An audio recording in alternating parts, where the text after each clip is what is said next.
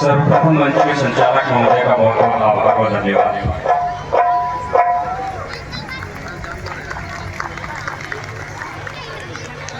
आभार व धन्यवाद मंच संचालक महोदय जिन्होंने मुझे वक्तव्य रखने का यह मौका या अवसर दिया।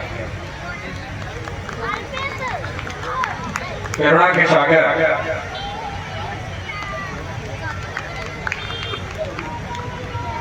अहिंसा के दूत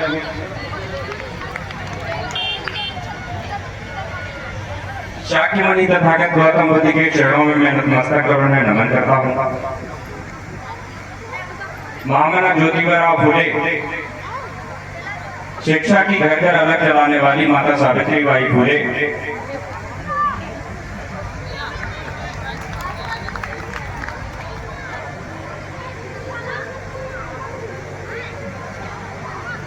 के चरणों में मैं नतमस्तक कर उन्हें नमन करता हूँ।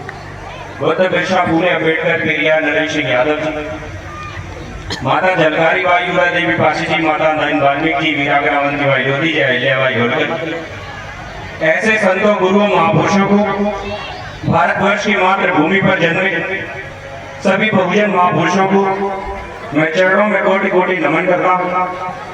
मेरा नाम अजीत कुमार शाक्य है। मैं उत्तर प्रदेश के जिला मैनपुरी कस्बा भोगांव का निवासी हूँ।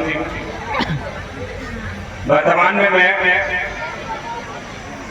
बहुजन महापुरुषों का विचारक व प्रचारक हूँ। उनके प्रचार प्रसार को करने के लिए निरंतर काम करता हूँ। ये मेरी पहचान है, आप सभी को मैं बताना चाहता हूँ।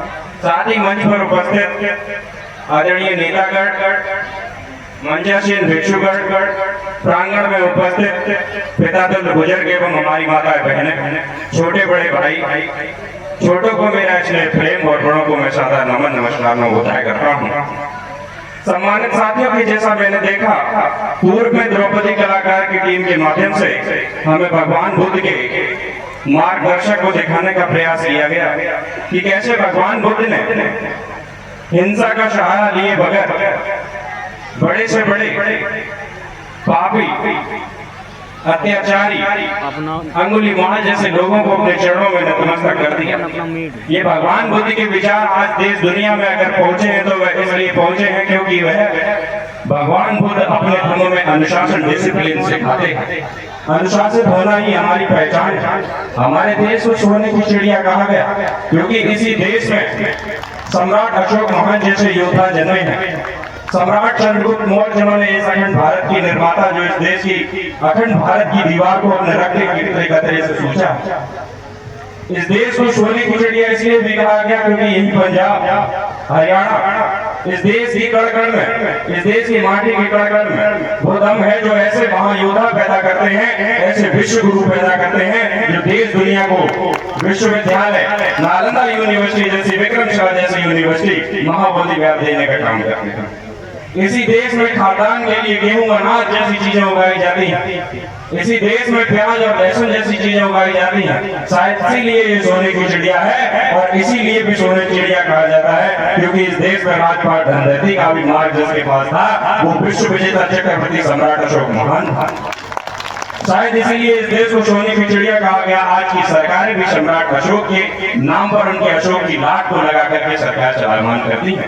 भगवान बुद्ध का धम्मचक्र आज भी राष्ट्र के प्रतीक पर अशोक चक्र में परिवर्तित होकर राष्ट्र के ध्वज पर विराजमान होकर हमारे देश को दिशा गति देने का काम करता है। ऐसी पहचान हमारे देश की है और गर्व करते हैं कि हम भारतीय हैं, भगवान बुद्ध के देश के हैं और शंकिसा के पास हैं। ये हमारे लिए गर्व और गौरव की बात है। भगवान बुद्ध का संदेश देश को समानता, करुणा, मैत्री भावना का संदेश था। भगवान बुद्ध ने जब किसी एक व्यक्ति ने पूछा कि आप ऊंचे होकर, ऊंचे पर बैठकर प्रवचन क्यों दे रहे हैं, जब आप मानवता, समानता, करुणा की बात कहते हैं, जब आप एकता, अखंडता की बात कहते हैं तो आप ऊंचे मंच पर बैठ करके ये हम लोगों को ज्ञान देने का काम क्यों कर रहे हैं। तब उनका बहुत ही प्यारा जवाब आया, बताया कि अनुशासन ही नहीं होगा तो हमारे लोग शिक्षित कैसे होंगे, हमारे लोगों को कैसे पता चलेगा कि इसमें से गुरु कौन है और इसमें से शिष्य कौन है। अगर किसी को प्रश्न करना होगा तो वह किससे पूछेगा। इसलिए थोड़ा सा अंतर भी होना चाहिए। और जैसे झरना कहता है वो मोटा पतला ऊंचा नीच जाति ऊंचा धर्म जाति संप्रदाय कुछ नहीं देखता, वो छोटा बड़ा कुछ नहीं देखता। जैसे झरना समान नीचे गिरता है वैसे ही सभी के लिए गिरता है, वो किसी के लिए भेदभाव नहीं करता। उसी तरह भगवान बुद्ध का ज्ञान एक मंच से जब आप लोगों के बीच में जाता है तो वो किसी जाति धर्म वर्ग संप्रदाय के लिए नहीं होता है, वो इस देश की मानवता के लिए होता है, वो इस देश के संस्कारों के लिए और साधना के लिए होता है। ऐसे भगवान के संदेश थे। भगवान बुद्ध का संदेश था कि वर्तमान ही सिद्धंति कारणी नरोते नाही स्वर्ग संघर्ष प्रविशति मुखे में कहा। भगवान बुद्ध ने कहा कि मनुष्य जब अपने कार्य के लिए अपने संघर्ष नहीं करेगा, जब अपने फल के लिए संघर्ष नहीं करेगा तो स्वयं उसके मुंह में निवाला कोई देने नहीं आएगा। ऐसा भगवान बुद्ध का संदेश था। उन्होंने कहा कि इस जंगल का राजा शेर जो सबसे शक्तिशाली जानवर है, जो शेर भी होता है तो वो भी अपनी नींद से जागता है और हिरण के पीछे भागता है, तब वह अपने शिकार का प्रबंध करता है। तो ऐसे ही हमें ये समझना होगा कि जब हम संघर्ष करेंगे, जब हम शिक्षित होंगे, जब हम जागरूक होंगे, तब हमारे घर अधिकारी व्यापारी सरकारी पैदा होंगे, तब हमारे लोग इंजीनियर डॉक्टर वकील और मास्टर बन पाएंगे। और ये शिक्षा की अलग माता सावित्रीबाई फुले ने जताई। और 1890 में जब महान महामना ज्योतिबा फुले का महापरिनिर्वाण हुआ, जब महापरिनिर्वाण को प्राप्त हुए, तभी एक भारत की भूमि पर परम पूज्य बोधिसत्व बाबा साहब भीमराव अम्बेडकर का जन्म हुआ, जिन्होंने 14 अप्रैल 1891 में यहाँ पर जन्म लेकर के हमें समानता का अधिकार दिलाया, लोकतांत्रिक व्यवस्था स्थापित की। और जो मैं यहाँ पर बोल पा रहा हूँ, ये स्वतंत्रता उन्होंने हमें दिलाने का काम किया। इसलिए हमें भगवान बुद्ध के संदेश को फॉलो करना चाहिए। उन्होंने महाराष्ट्र की भूमि पर लाखों लोगों के साथ भगवान बुद्ध के धम्म को स्वीकार करके वहां मानवता थी, समानता थी। इसलिए भगवान बुद्ध को आज देश ही नहीं पूरी दुनिया याद करती है, क्योंकि वह अनुशासन का देश है और अनुशासन को भगवान बुद्ध के लोग मानते हैं और भगवान बुद्ध के लोग अनुशासन को मानते हैं। ऐसा संदेश है। मैं देवनागरी चक्रवर्ती सम्राट अशोक महान के सम्मान में भी 2 शब्द कहना चाहता हूँ। सम्राट अशोक ने इस देश दुनिया को अपने दरबार के दम पर धराशायी कर दिया, लेकिन जब वह भगवान बुद्ध का सामना किए तो उनका हृदय परिवर्तन हो गया और वह भगवान बुद्ध की शरण में चले गए। यानी देश का चक्रवर्ती सम्राट अशोक महान, जिसने कलिंग जैसे युद्ध किए हो और उसने सभी को परास्त कर दिया हो, वह भगवान बुद्ध की शरण में चला गया। इसका मतलब साफ है कि युद्ध कहीं तक हो सकता है, लेकिन सभी कुछ नहीं हो सकता। इसलिए युद्ध का एक समय सीमा दायरा होता है और युद्ध होना चाहिए, लेकिन युद्ध इतना नहीं होना चाहिए कि सारी चीजें खत्म हो जाए और अत्याचार बढ़ जाए। जैसा पूर्व में हमारे नेताजी ने बताया कि अभी भ्रष्टाचार और अत्याचार बढ़ रहा है, और इसलिए बढ़ रहा है क्योंकि भगवान बुद्ध के शील और भगवान बुद्ध के विचार उनके बीच में नहीं है। साथ ही साथ मैंने अपनी एक लाइन लिखी, मैं उसको बताना चाहता हूँ कि जग जीवन जीव जंतु जलचर अमर प्राकृतिक ही सत्य है, धरा पे है जिसका प्रमाण वो प्रत्यक्ष है। जीवित प्राणी स्वर्ग गया नहीं, मरा प्राणी वापस आए नहीं, मतलब साफ है स्वर्ग है नहीं। अंधकार से बाहर आओ जिसका प्रमाण है वो प्रत्यक्ष है। मेरे साथ साथ बंधुओं के बंधु भी सत्य है। सम्राट अशोक की संतानें इस देश के प्रांगण में बैठी हुई हैं। मैं ज्यादा समय नहीं लूंगा और माफी चाहूंगा कि मेरा लंबा समय हो रहा है, लेकिन मैं अपना वक्तव्य रखने के लिए आऊंगा जाऊंगा। सम्राट अशोक महान ने इस देश को बहुत कुछ दिया, लेकिन सम्राट अशोक महान की यहाँ संतानें बैठी हुई। आपको पता है विपरीत शक्तियां जो हमारे विरोध में शक्तियां हैं, वो बराबर उनके इतिहास को खत्म करने के लिए काम करती हैं। लेकिन सम्राट अशोक महान की संतानों का मैं धन्यवाद और आभार व्यक्त करना चाहता हूँ कि वो इतनी रात को यहाँ पर बैठे हुए हैं, यानी ये जिंदा है, उनका जमीर जिंदा है, इनकी आंखों का पानी मरा नहीं, इनका स्वाभिमान जिंदा है। मैं ऐसे लोगों के लिए 2 शब्द रखना चाहता हूँ कि जुगनू चाहे भी तो सूर्य को ढक सकता है क्या, क्षत्रिय को रथ से कोई दूर रख सकता है क्या। अरे पुरखों ने खून बहाया है जमी के लिए, देखते हैं औलादें चलती है क्या इस बार। लोकतंत्र की कलम ये राजतंत्र की तलवार। सम्मानित साथियों, सम्राट अशोक महान का जो शासन जो राज रहा वो तलवार के दम पर रहा।